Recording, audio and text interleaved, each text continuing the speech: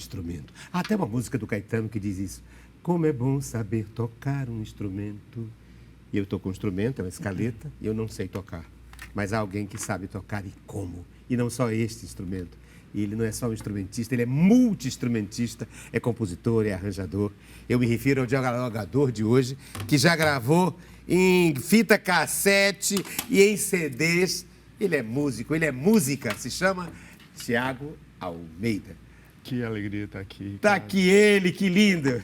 Finalmente chegou a hora. Respeitabilíssimo. Tantas vezes já assisti, esperei a hora de estar aqui com você conversando, me aproximar de você. Poxa, estou muito feliz, assim, enormemente. Assim, para mim é um sonho realizado estar aqui. Olha, o Tiago nos trouxe música e nos trouxe livros. Ele me trouxe 2 poetas. O nosso amigo comum, Rony Santos, com o livro Traços e Versos, vamos falar de poesia, e me trouxe essa marca da poesia criança, chamada Manuel de Barros. Meu quintal é maior do que o mundo. E me trouxe partitura e trouxe algo que tem a ver, deixa eu ver. Olha, é um, como é que chama? É um tubo, não, é um... Tubo de linha? Tubo de linha, é, tubo de... É um novelo, era isso que eu queria dizer. Um novelo, um carrossel, sei lá, não sei se é carrossel, enfim. Alguma coisa em que se puxa a linha da vida, a linha do tempo, a linha das coisas. E é a partir dos objetos que ele me traz, que o convidado traz, que o dialogador traz, que a gente vai puxando o fio da meada para fazer uma cartografia do pensamento dele. E hoje o pensamento do Tiago Almeida é o tema do nosso diálogo. Almeida, vamos começar por onde? Vamos começar pela música, né? Pode pela ser. música. Tudo vai dar em música aqui. É? Tudo vai dar em música. Você pensa musicalmente o tempo todo? Você ouve, por exemplo, um tom, um som na rua e diz, opa, isso é bimemol, isso não assim? Não dessa forma. Como é que você pensa? O meu ouvido, ele é conhecido como ouvido relativo, né? É conhecido o ouvido absoluto, que é esse ouvido que você reconhece exatamente qual é aquela nota. Esse é o ouvido absoluto, tá. Então você vai ouvir ali uma buzina e você vai reconhecer. É o ouvido interno que se chama também, né?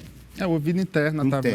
Através do aprimoramento do ouvido interno, você vai reconhecendo o nome das notas e reconhecendo ela fora do seu instrumento, né?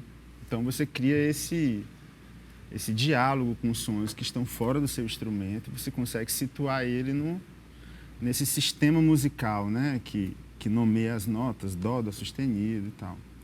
Eu tenho o ouvido relativo, que é a partir de um centro, de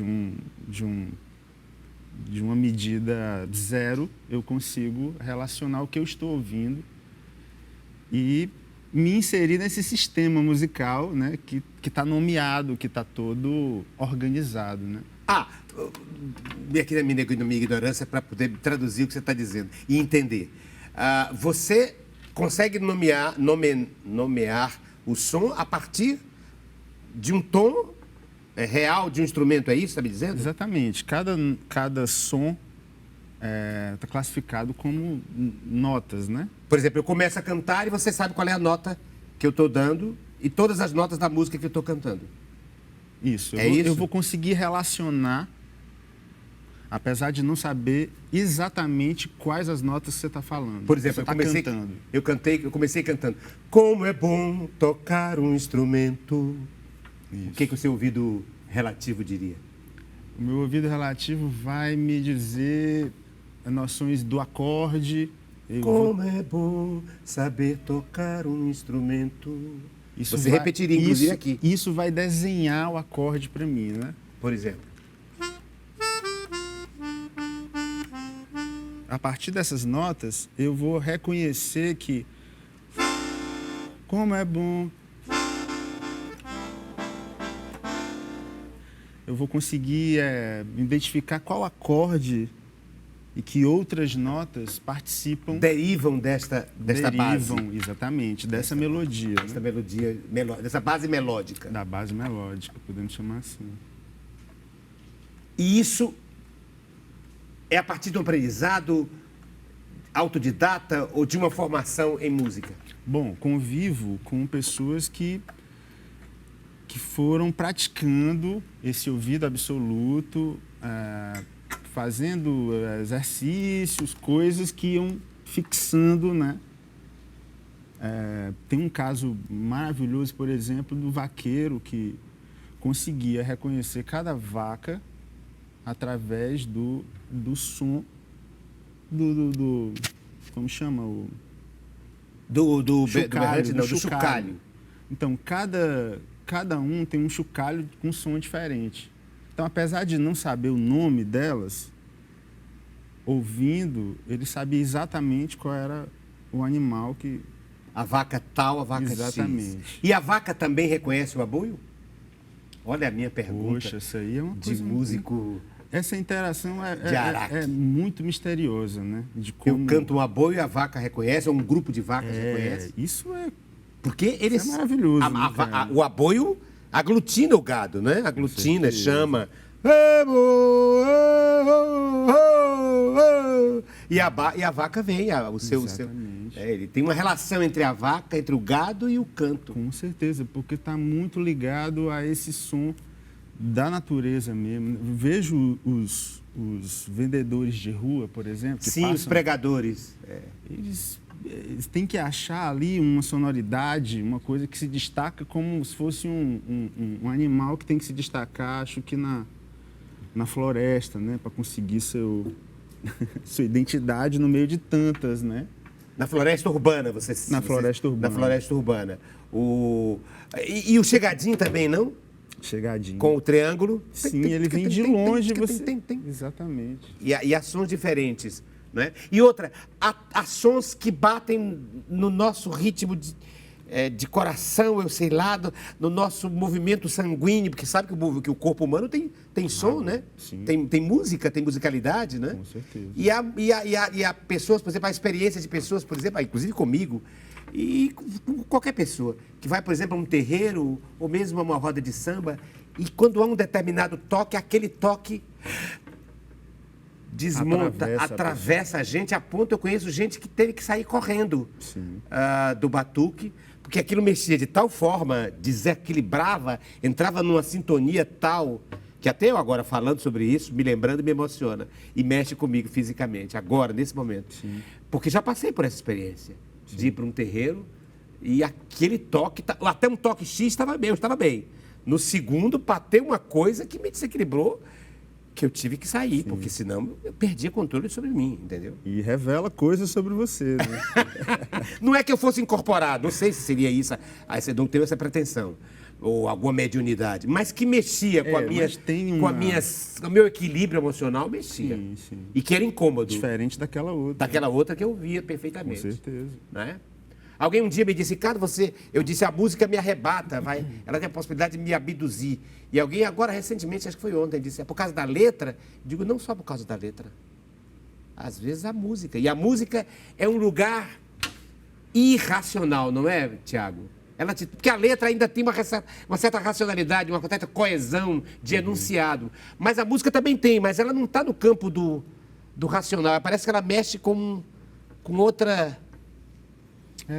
outro sistema. Apesar de ter também na música instrumental e nos instrumentos uma codificação comum entre eles, né? Eu acho que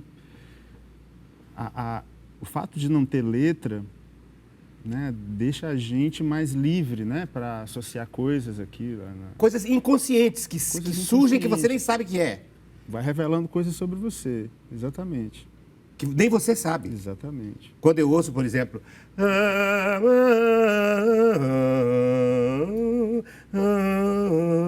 Você Vila Lobos. Não tem letra. Depois vai ter letra. Mas no começo não tem.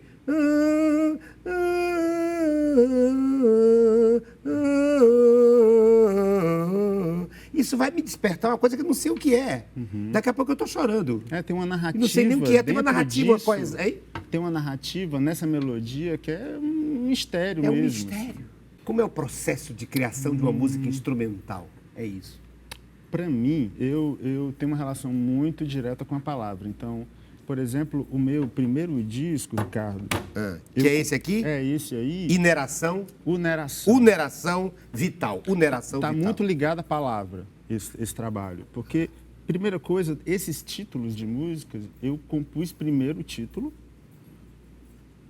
Eu primeiro decidi qual o título, através da palavra e do que isso iria reverberar. E o que significa uneração?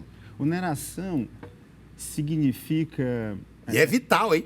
Uneração, vital. É de uma memória da minha mãe, quando mexia o mingau.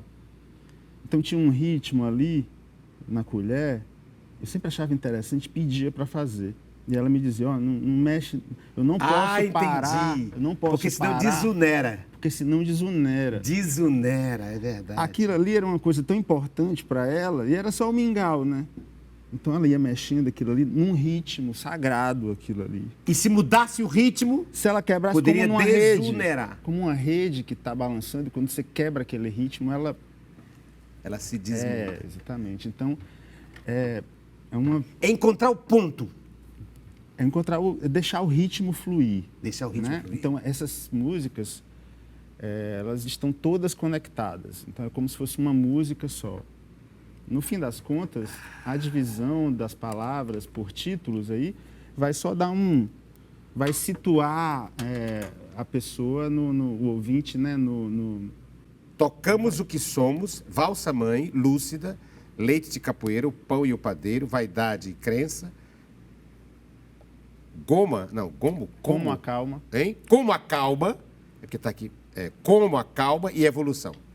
É como se fosse uma música só. Isso. Mas ela tem uma base, como no jazz, por exemplo, e aí você vai se desenvolvendo? São composições, só mas que... uma tem a ver com a outra. Exatamente. Quando eu compus a primeira, eu já sabia que a próxima seria Valsa Mãe. Então eu já compus... A partir esse caminho daquela de entrega. Uneração, uma outra. Exatamente. Eu fui trabalhando essa uneração. Exatamente. Como se fosse uma música só em várias faixas. Uma música só e fui preparando que aí foi gravado em trio, né? Tem comigo o Miquéias dos Santos, baixista, e o Vladimir Catunda. O Vladimir Catunda. Então a gente trabalhou também de uma forma diferenciada para chegar nesse resultado, que foi uma gravação numa tarde, tocando de uma música para outra. E instrumental? Instrumental. Todo instrumental, piano, baixo e bateria. Será que é o piano que eu tenho aí, hein? Eu trouxe um piano. Porque eu te apresentei como multi-instrumentista. Mas eu sou... Isso é Tiago Almeida. Sou eu. Será que é daqui? Não, isso é do mais recente trabalho, mas essa música está também desse disco aí. Sobe um pouquinho. Que música é essa? Como a Calma. Como a Calma. E a calma mesmo. Como a Calma. Que lindo esse Tiago Almeida. É deslumbrante, é irrepreensível. Eu trouxe porque eu digo, não, o piano ele não vai levar, claro. O piano imenso não vai me levar na cabeça, ele vai alugar um carro para trazer o piano. A gente precisa ouvir o piano do Tiago. Aí eu trouxe.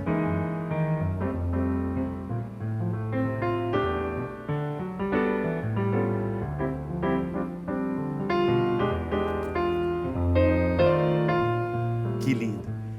Que outros instrumentos, além do piano e da escaleta, você tem? Porque você é multi-instrumentista. Eu fui me apaixonando sem freio por todos os instrumentos e instrumentistas que fui encontrando, né? Então, meu pai é seresteiro, né? Meu pai é tecladista, então é ali a minha primeira despertar. Você é um autodidata? Você não tem formação em música, é isso? Não tenho. Formal? Formal, não. Não, na universidade? Não, mas tenho todos os outros.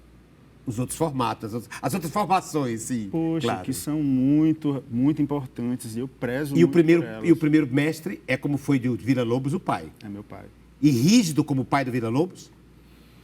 Sim, tem que o pai do Villa-Lobos era músico e dizia... Não tão rígido, que é isso. E foi terrível com ele, né, com o Villa-Lobos. Não, meu pai é um grande incentivador para mim. Um professor. Sempre foi, mas cuidou, né, me livrou de muitas coisas do meio que ele já tinha vivido, né? Então ele me preparou para muita coisa. Ele toca o quê? Ele é tecladista? Tecladista e canta. E canta. Como é o nome dele? Júnior. Conhecido como Maestro Júnior. Maestro Júnior. No meio. Muito bem. Professor de Tiago. já pode colocar a rolar ali entre os seus dados. Com certeza. O professor de Tiago Almeida. Mas quais são os outros instrumentos? Piano? Bateria. Bateria. Acho que é a minha grande paixão. Contrabaixo. Contrabaixo. E tenho instrumentos de corda, violão, escaleta, guitarra. Violão, escaleta, guitarra. No grupo das teclas, né? Isso aqui é uma gaita, como é que chama? Gaita... Sivuca chamava de sanfona de boca. Sanfona de sovaco também. Sanfona de sovaco ou sanfona de boca. Mas não tem uma coisa com a palavra gaita, não? Tem, ela é uma gaita de teclas, né? Gaita de teclas. Porque dentro, ela tem, inclusive, uma... dentro ela tem tanto tem um bocal. Um bocal. Como tem também um caninho. Tem um bocal e tem mas chama uma mangueira, mas uma mangueira. É uma mangueirinha, né? Que você sopra e ao mesmo tempo... né? É isso. Você toca com a boca, né? Com a embocadura e também com os dedos, claro, com o teclado. Na verdade, é uma embocadura simples, é só soprar como se enche um balão mesmo. E aqui no seu caso você você trouxe só a embocadura, como é? Aqui eu sopro direto aqui no... E tenho... E no caso do acordeon, da sanfona, o fole é justamente esse fôlego que você tem aqui, né? O fole é o fôlego. Então você pode fazer...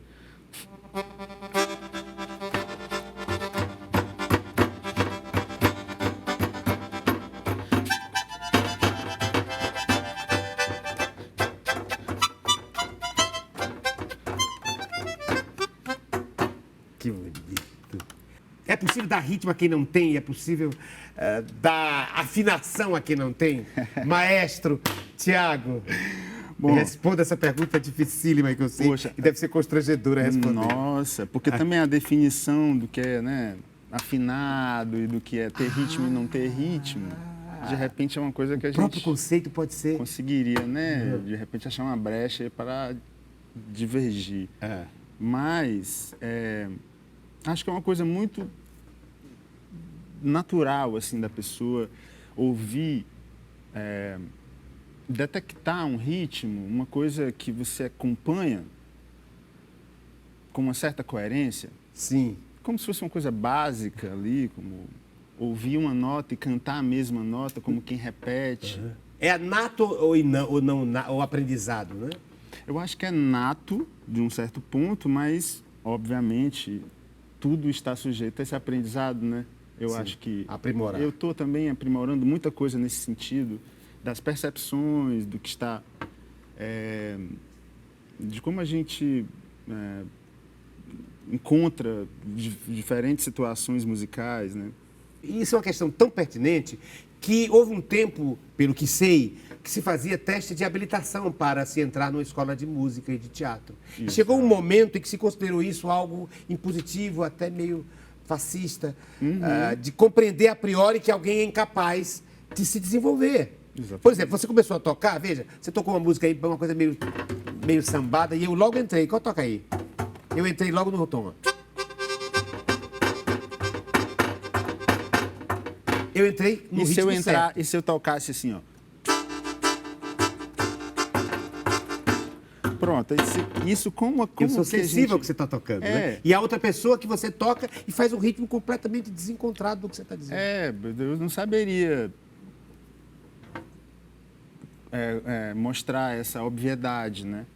Então, acho que é uma arte mesmo de quem atravessa essa informação. Já tem isso dentro de si. Não, estou falando do professor também. Agora o professor pode desenvolver isso. De pegar com carinho e dizer, olha, vamos para cá, vamos para ali. Exatamente. Ou então faça um contraponto, porque às vezes eu posso estar no outro ritmo, mas fazendo um contraponto, não é? Numa conexão com o que você está fazendo também, pode exatamente, ser. Não é? Exatamente. Num contratempo que eu posso estar. Que mesmo assim vai ter uma coerência, né? E vai ter uma coerência interna, claro.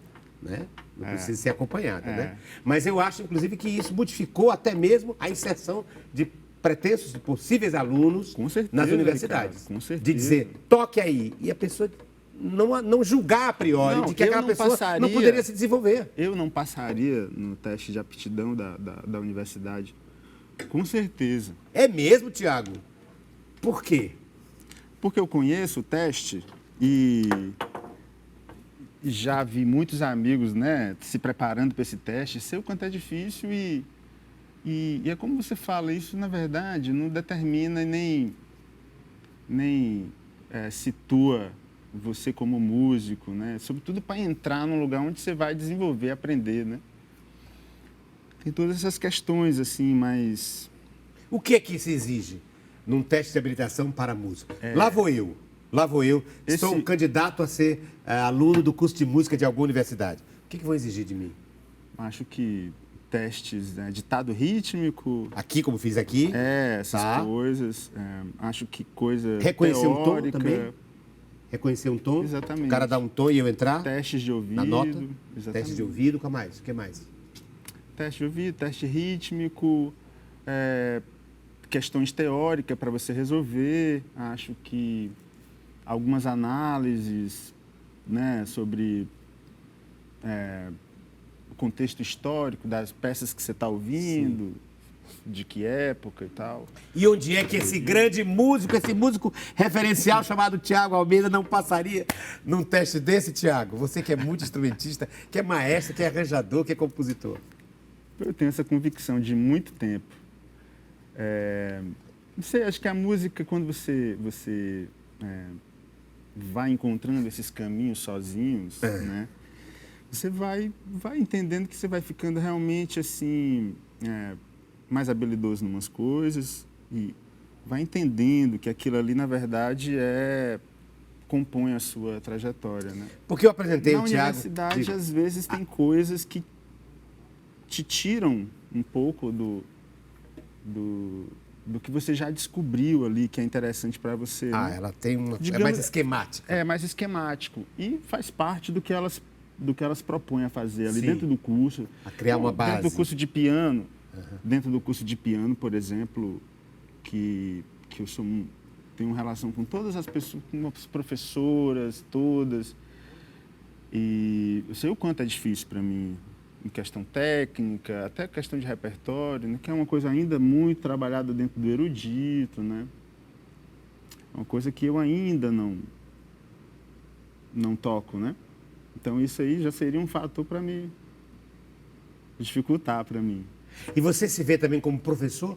Como alguém que, além de saber, faz com que os outros saibam? Não, apesar de me dispor a conversar sempre sobre música, a levantar questões, e se os amigos sempre vão até a mim porque sabem que eu gosto de conversar, que eu gosto de levantar as ideias e dialogar. Então, isso sempre foi uma marca, assim, dos meus encontros, né? Da gente descobrir coisas juntas. Mas agora, se reconhecer como professor, não, Ricardo. Nem como vocação? No futuro, assim, daqui a 30 anos, eu seria o professor Tiago? Formalmente estabelecido? Formalmente, acha que não? Não, talvez por alguma outra... Informalidade. Informalidade. Olha, eu apresentei o Tiago como músico e música, porque eu quando vou analisar o Tiago, eu digo, bom, ele é jazz para mim, é como o meu teatro radical, entende? Tem uma base, mas a partir dali vai fazendo as derivações. E esse próprio disco que ele apresentou, olha eu chamando de disco, cadê? Esse CD, o Neração Vital, é isso, né? Quando ele deu a resposta, já disse isso. É uma música que, como se fosse uma música só em várias faixas. Por quê? Porque eu associo ele ao jazz, ao improviso e a capacidade de, a partir de um conjunto de notas, de uma harmonia, criar outras harmonias conectadas com aquela harmonia inicial.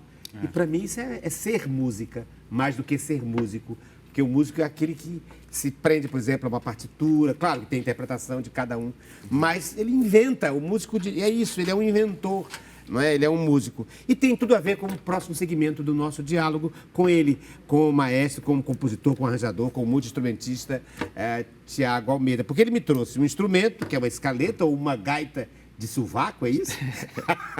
Segundo o Maestro Sivuca. O Maestro Sivuca. Me trouxe Manuel de Barros e Rony Santos, me trouxe CD, eu vou falar de tudo isso, e me trouxe uma partitura. Não, partitura são letras. Não. São letras de música. Letras de canções, isso aí é o repertório do meu pai. Né? Hoje em dia ele não toca mais esse repertório, porque as coisas na noite mudaram bastante. E né? ele foi músico e cantor da noite. Exatamente, da Seresta. Então de aí Seresta. você tem Roberto Carlos, você tem Próximo segmento. Você tem, bicho, você vai ter as maravilhas do Brasil, do cancioneiro. E eu pensando que era partitura. Buarque. Você lê partituras? Leio partitura. Tive que aprender a ler partitura. Sem frequentar uma escola de música? Sim, sim. Esse é o Tiago Almeida, com quem nós vamos continuar conversando sobre música, sobre poesia, sobre linhas da vida, sobre Manuel de Barros, com ele, no próximo segmento do programa Diálogo.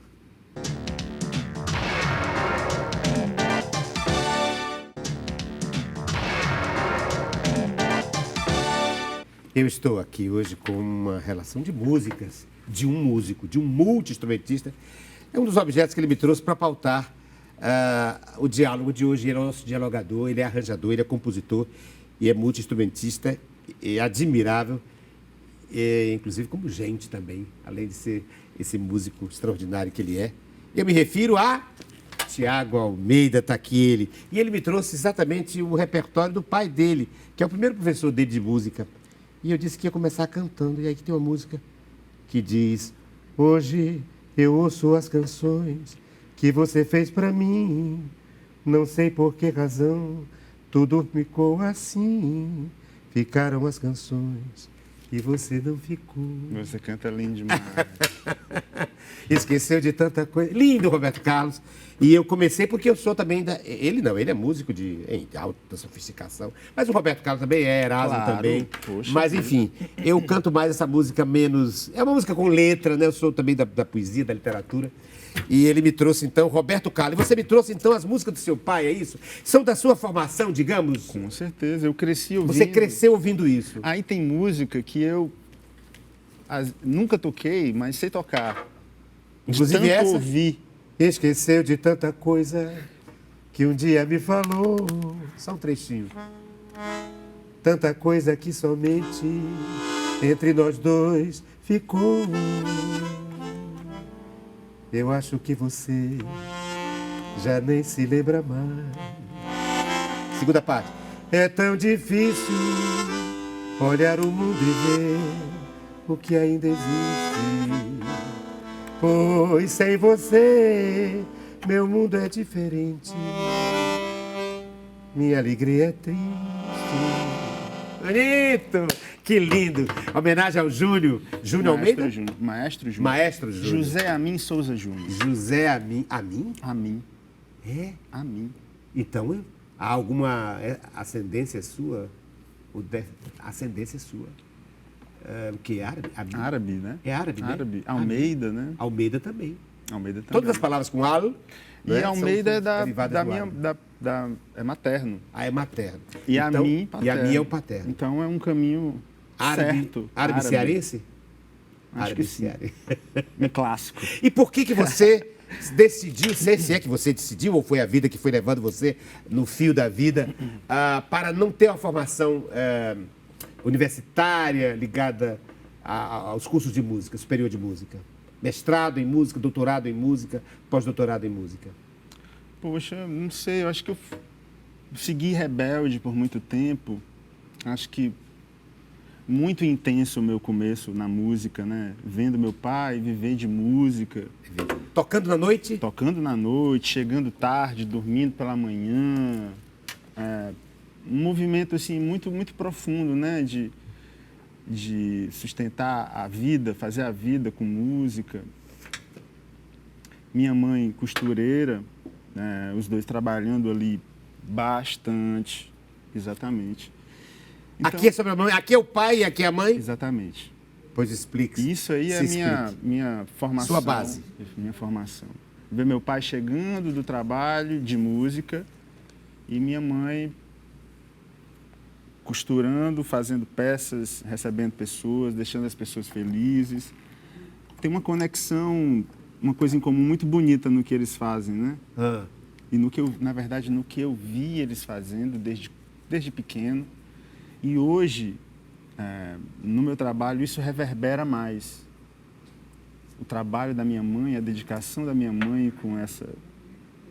Além do que esse arsenal de coisas que eu vi desde pequeno, essa pasta, eu vi meu pai na máquina de escrever, né? tirando as músicas, escrevendo, com uma dedicação linda, né?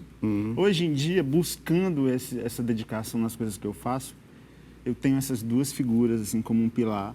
Duas pessoas ainda vivas, trabalhando em plena atividade, né?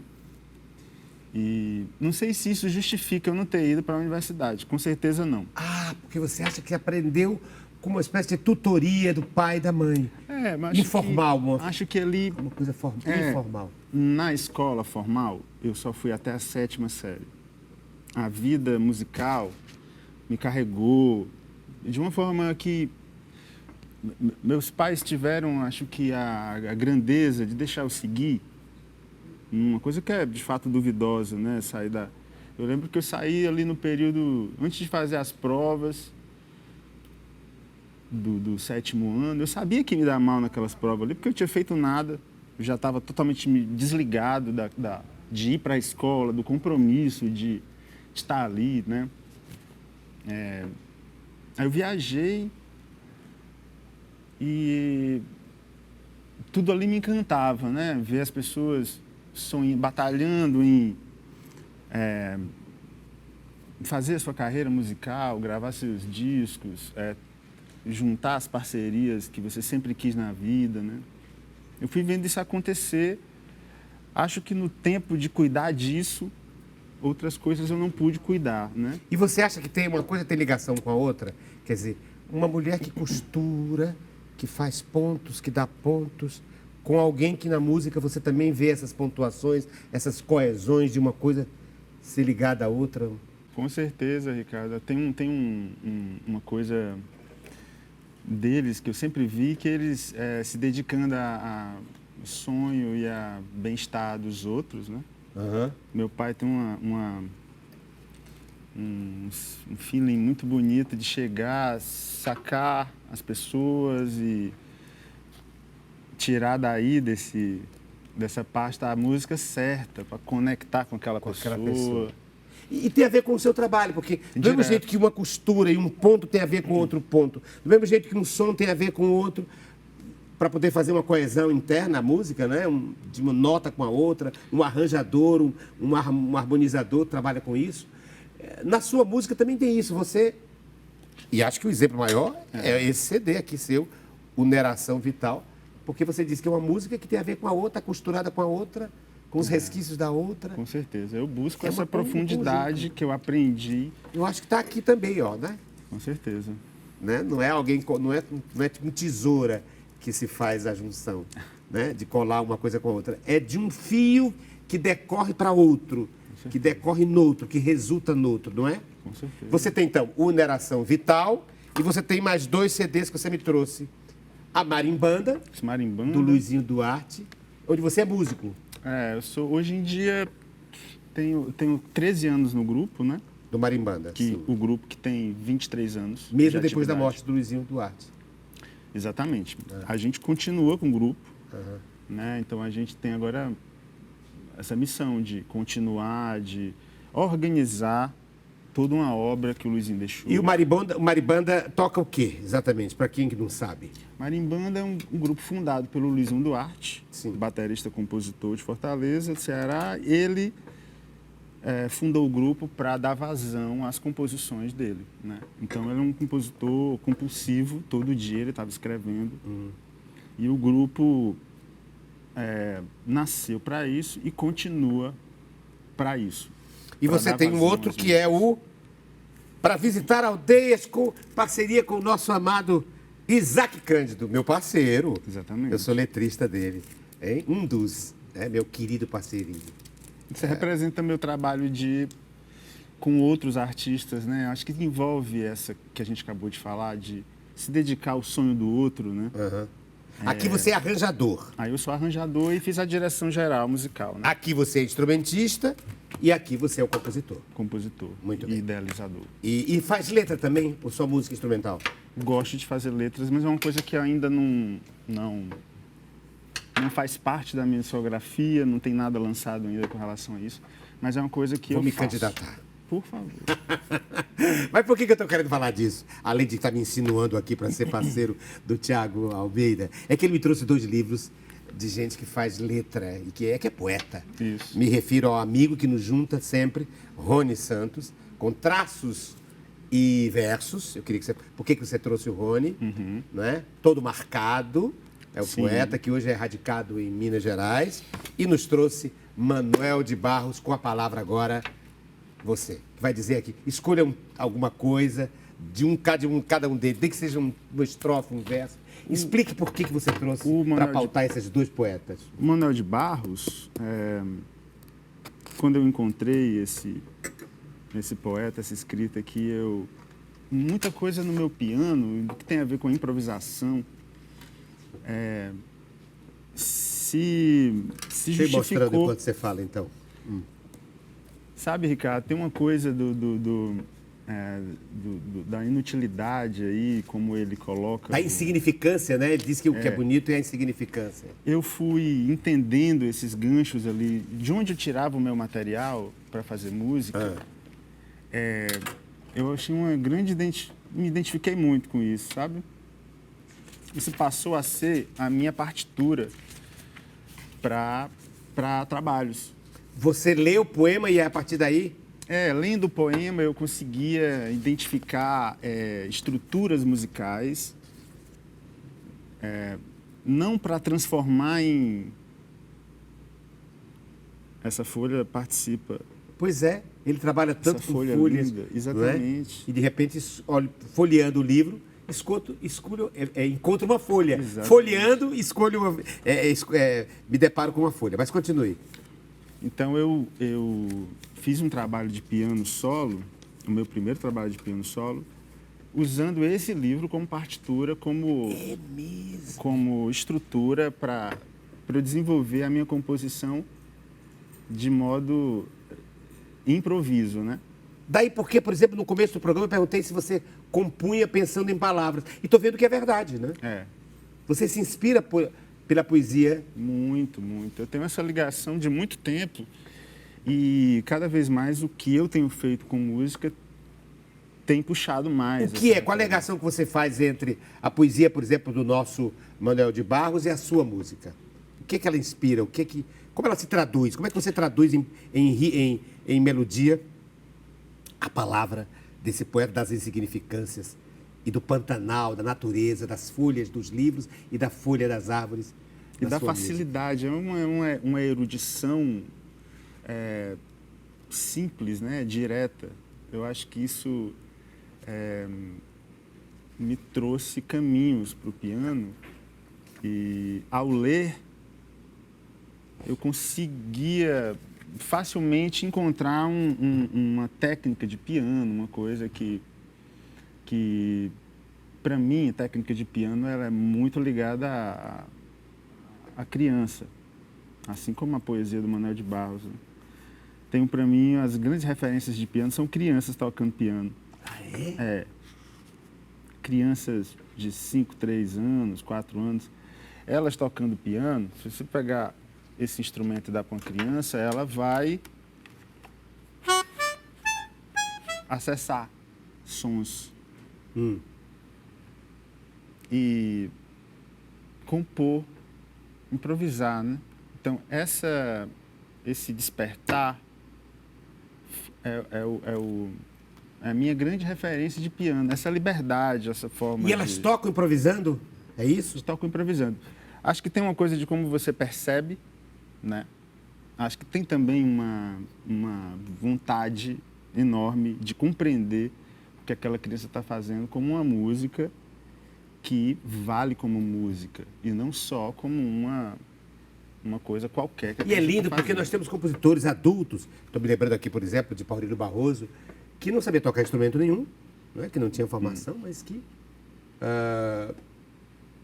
inventava música. E estou me lembrando de mim. Com certeza. Também. Fabíola Liper, por exemplo. Mas a Fabíola tem formação. Fabíola tem formação de música, não na universidade. Mas ela sabe tocar violão, ela toca um instrumento. Ela não lê partitura, mas ela sabe tocar instrumento. Mas eu não sei tocar instrumento nenhum. E, no entanto, se eu começar a cantar aqui, eu invento uma música. Tem algumas vezes gravadas. Sem letra. Sem letra. Eu começo a cantar e gravo. É isso.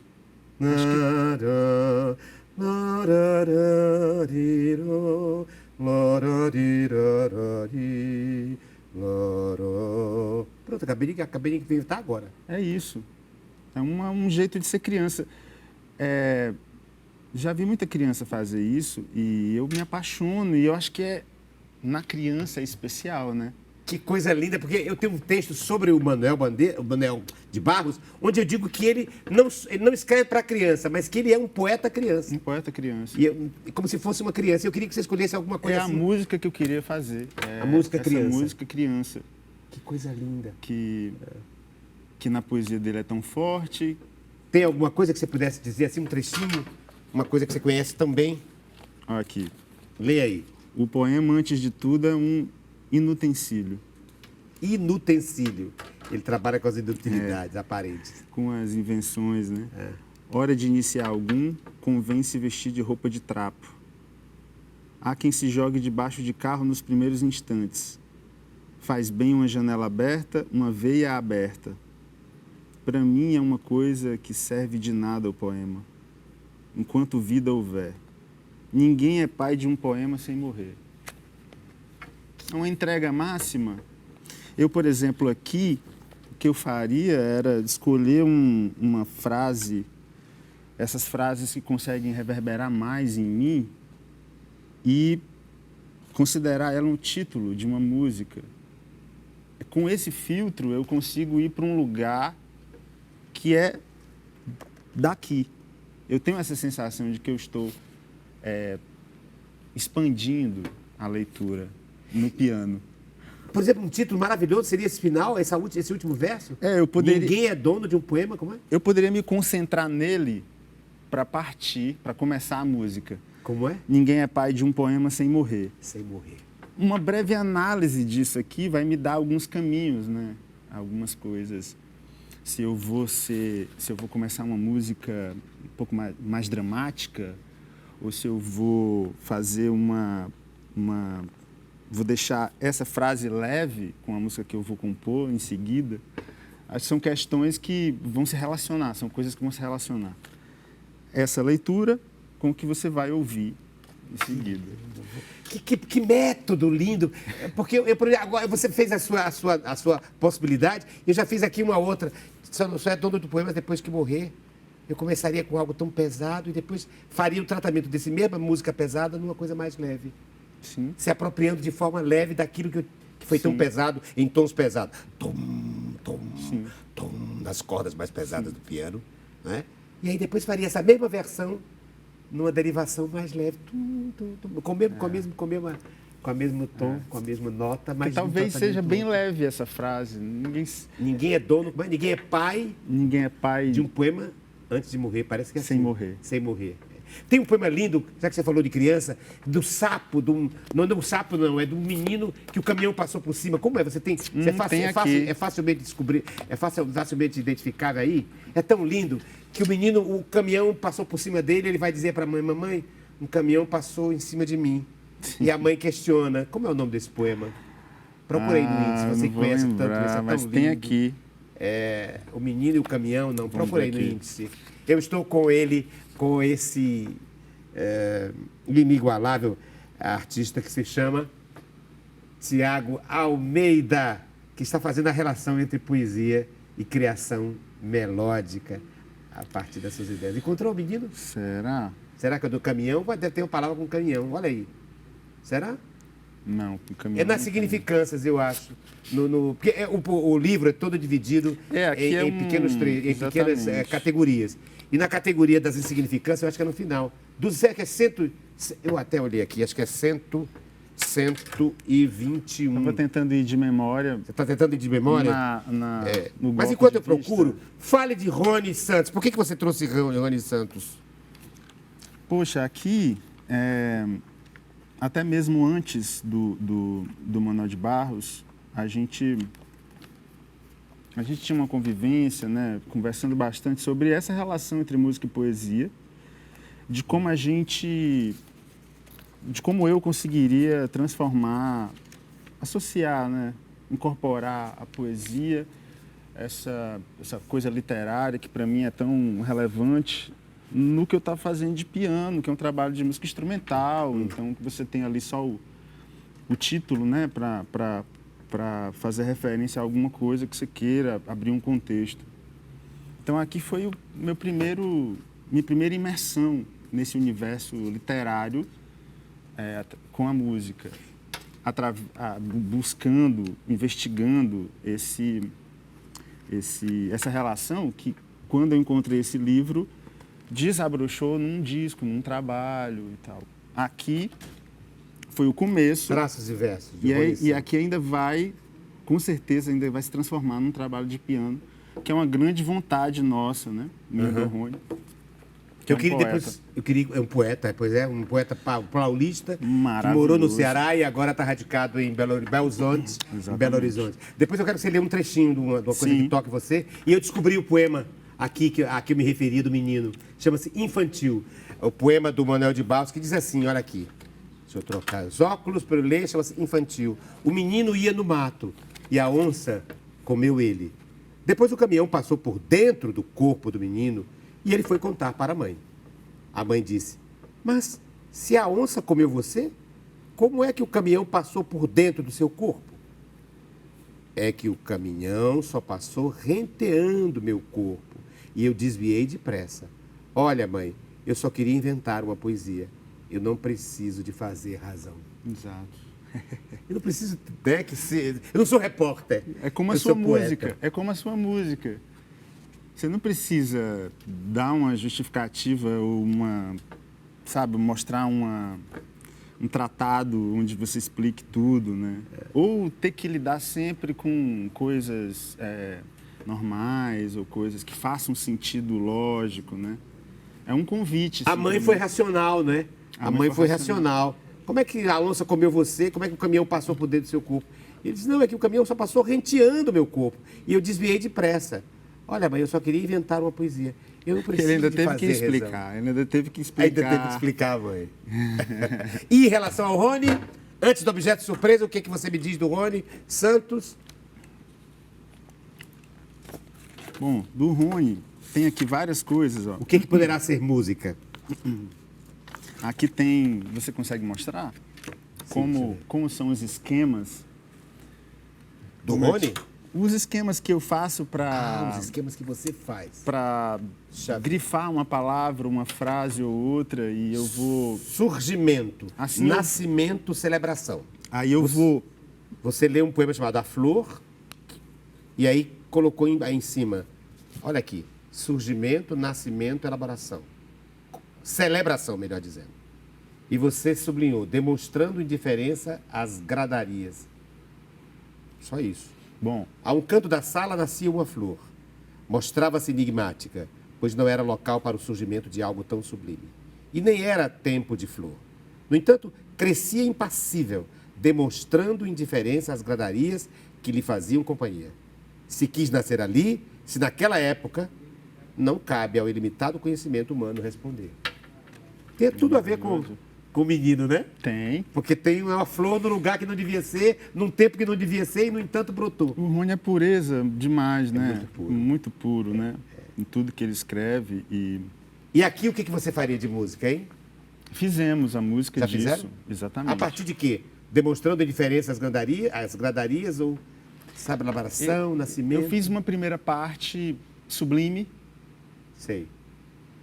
E uma segunda parte um pouco mais interrogativa, mais complexa, mais exigente ao ouvido, sabe? Entendi. Com uma leitura como se fosse uma análise contextual, né? Que na música vai ganhar uma outra estrutura, um outro roteiro, porém filha extremamente conectada com o poema. E por último, antes do objeto surpresa, eu trouxe um para ele e ele me trouxe outro para mim. O Tiago Almeida, ele me trouxe uma fita cassete. Será que tem gravação de música aqui? Já não tem mais aparato para mostrar. Isso é incrível. Isso eu fui fazer uma apresentação no TJA e Mauro Coutinho. Mauro Coutinho foi que gravou? fez um grande esforço para conseguir um aparelho e disse, olha, eu vou gravar esse show para você. Vou gravar. Que lindo, grande Mauro E Coutinho. me entregou essa fita, cara. Que lindo, que lindo. É preciso homenagear o Mauro Coutinho, é o meu primeiro sonotécnico, meu primeiro sonoplasta, e eu chamo de maestro, porque ele é capaz de, gravando uma orquestra, dizer, por gentileza, maestro, posso parar? O maestro, pois não. O maestro para ouvir o Mauro Coutinho, o sonoplasta, que foi... Eu acho que o segundo violino mudou na passagem tal, não tá... Ele impressiona, é um músico. Isso é maravilhoso. É um sonoplasta, né? Eu comecei com ele na Ceará Rádio Clube, ele fazendo sonoplastia de novela, rádio novela. Que lindo, eu comecei como ator e ele ali, grande Mauro Coutinho, hoje, acho que está aposentado do Teatro Zé de Alencar, né? Nunca mais o vi, mas Mauro Coutinho, foi a o nossa nosso último encontro, teve esse presente. Ele gravou um show seu, é isso? Exatamente. No Zé de Alencar. Ele que tem, inclusive, o nome da sala de sonoplastia, a sala de som do Teatro Zé de Alencar, em homenagem a ele. Grande Mauro Coutinho, chegou a hora do objeto surpresa. E eu quero lhe mostrar uma coisa. Tem aqui, tem a ver? Tem não. Mas eu pedi ao sonoplasta, já que estamos falando em sonoplasta, eu quero homenagear também o sonoplasta do nosso programa, Ricardo Costa, que hoje o programa está comemorando 15 anos no ar. Hoje eu fiz questão de comemorar com a presença dele, do Tiago Almeida, e quero começar homenageando então o Ricardo Costa, para quem eu entreguei um trechinho de uma música minha que tem a ver com ele, com o Tiago. Eu disse, que me junta a música minha com ele? Já toquei com ele, não. Ele tocou comigo, me acompanhando, mas ele gravou uma música minha no disco da Fabíola Liper. Será que vai sair? Que é aquela música chamada Chegada. Maravilhosa. Mas acho que não deu certo a gente colocar. Mas enfim, vamos ao objeto surpresa? Tá aqui o meu. Você vai entender por quê, porque tem tudo a ver com tudo que a gente estava falando, inclusive com o nosso Rony e com o nosso Manuel de Barros. Deixa eu ver a sua. Opa, deixa eu abrir logo o seu. Que objeto surpresa ele me trouxe? Eu ia mostrar uma coisa tão bonitinha. Era ele tocando minha música, o Tiago, mas é porque travou ali. Opa, é uma madeirinha, será? Ou é um instrumento? Não, é uma madeira. Madeira. É um... Como é que os franceses chamam? Bois? Acho que é bois. Acho que é. Que é uma madeira, olha, toda manchada, tirada de uma queimada. Com a palavra Tiago Almeida. O que você quis pautar trazendo isso para mim, hein? Coisa tão linda, hein? Não sei, eu acho que isso representa o que para mim é a espiritualidade hoje. A espiritualidade? Sim. A minha relação com coisas da natureza e como eu me envolvo com as fragrâncias e com... Tem tudo a ver com o Manuel de Barro, então. Os atos, né, de queimar as coisas, de ver a transformação, né? De ver a transformação. Eu acho bonita de uma a transformação. substância noutra. Eu acho lindo. Olha que isso, né? Olha, parece que a música chegou. Chama-se Chegada. Vieste para afugentar meus sonhos maus. Olha. Chegaste para chegar à partida isso é do desalento. A grande cantora, a cantriz, atriz, dramaturga Fabíola Liper, que gravou um CD, uma música minha e do Tarcísio José de Lima, a música do Tarcísio José de Lima, a música e a letra é minha. Ela gravou e quem estava tocando, possivelmente arranjando, você, juntamente com Tim Fontana. Não vi só um trechinho. Me fizeram sorrir. Amparaste os meus pés cansados. Que lindo! Olha o que eu trouxe para você. Tem tudo a ver com natureza, tem tudo a ver com o Manuel de Barros, tem tudo a ver com você, com as capas dos seus CDs que tem sempre natureza. Ele trouxe areia, ele trouxe pedra, ele trouxe plantinha. Parece que tem outra coisa aí dentro. Tem umas pedrinhas. Tem umas pedrinhas e tem um poema, não? Tem. Tem um poema? Poema do Manuel de Barros. Olha aí, lê só um trechinho. Apanhador de desperdício. O apanhador de desperdício. Diga aí. Uso a palavra para compor meus silêncios. Não gosto das palavras fatigadas de informar. Dou mais respeito às que vivem de barriga no chão. Tipo água, pedra, sapo. Entendo bem o sotaque das águas, dou respeito às coisas desimportantes e aos seres desimportantes. Que lindo! É o poeta das insignificâncias. Mas agora eu quero falar de uma significância, porque eu estou comemorando o aniversário de 15 anos no ar do programa Diálogo. São mais de quase 800 apresentações do programa Diálogo. E vamos cantar parabéns. Vai ter bolo, vai ter tudo. Eu quero comemorar 15 anos no ar. Foi ao ar pela primeira vez no dia 8 de dezembro de 2007. E olha quem me traz, ele que tem a ver também com essa história. Eu também faço parte dessa história. É o nosso produtor executivo, o ator Desolino Lucas. Pra você, produtor, essa data querida, felicidade, muitos anos. Lindo, obrigado pela sua presença. Olha, tem até bolo. Vamos tomar. Lindo. Saúde. Saúde. 15 anos no ar. Continuaremos com essa relação dialógica com cada um dos nossos convidados. Obrigado a toda a equipe que está nesse programa. Preciso dizer os nomes. Primeiro, o nosso produtor, Desolino Lucas. O nosso sonoplasta, Ricardo Costa.